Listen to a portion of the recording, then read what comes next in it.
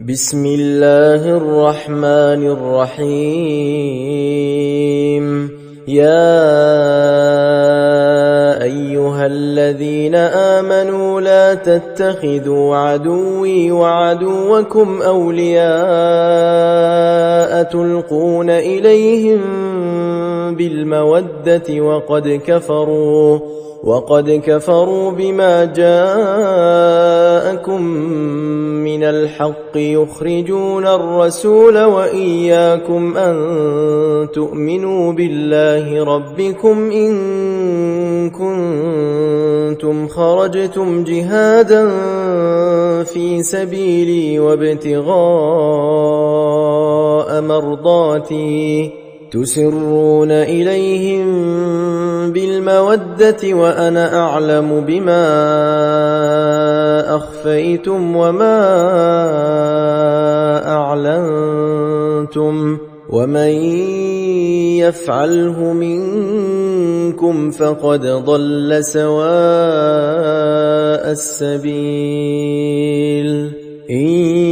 يثقفوكم يكونوا لكم أعداء ويبسطوا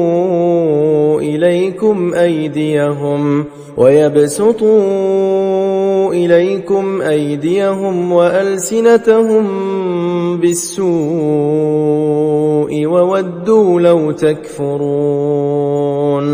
لن تنفعكم أرحامكم ولا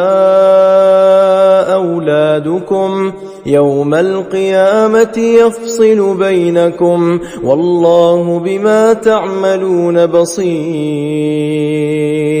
قد كانت لكم أسوة حسنة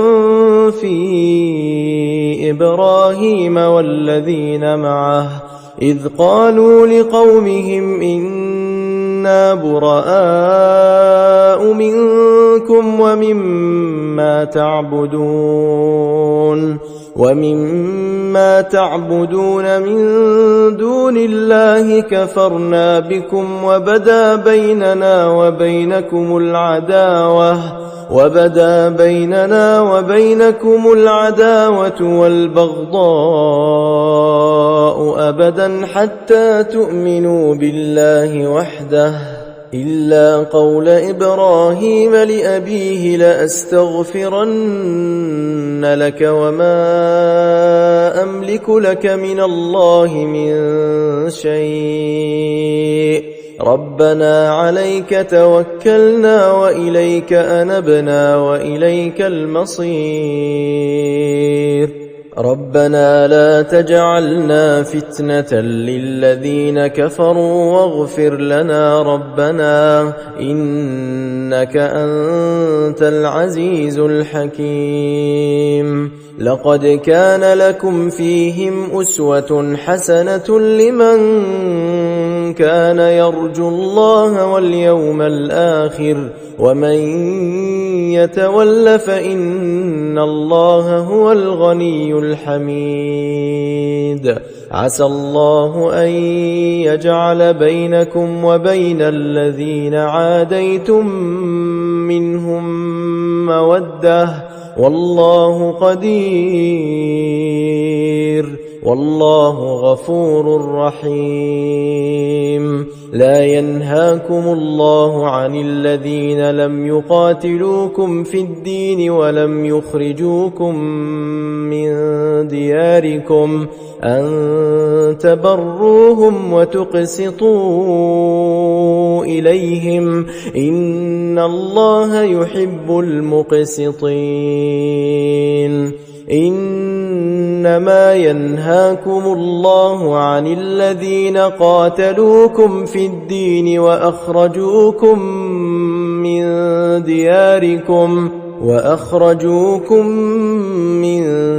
دياركم وظاهروا على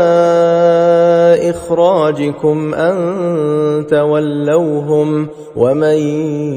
يتولهم فأولئك هم الظالمون. يا أيها الذين آمنوا إذا جاءكم المؤمنات مهاجرات فامتحنوهن الله أعلم بإيمانهن فإن علمتموهن مؤمنات فلا ترجعوهن إلى الكفار لا هن حل لهم ولا هم يحلون لهن وآتوهم ما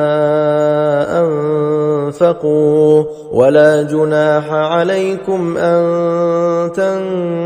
تنكحوهن إذا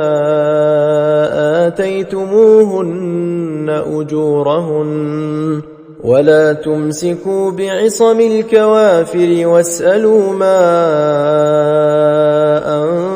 أنفقتم وليسألوا ما أنفقوا ذلكم حكم الله يحكم بينكم والله عليم حكيم وإن فاتكم شيء من أزواجكم إلى الكفار فعاقبتم فآتوا الذين ذهبت أزواجهم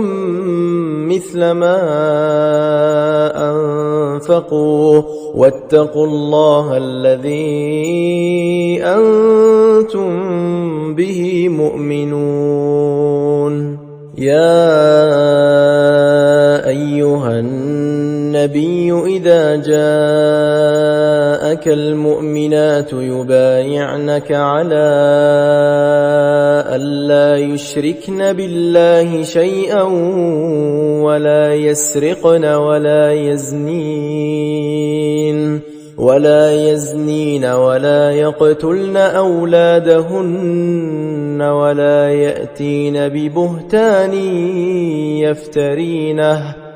يأتين ببهتان يفترينه بين أيديهن وأرجلهن ولا يعصينك في معروف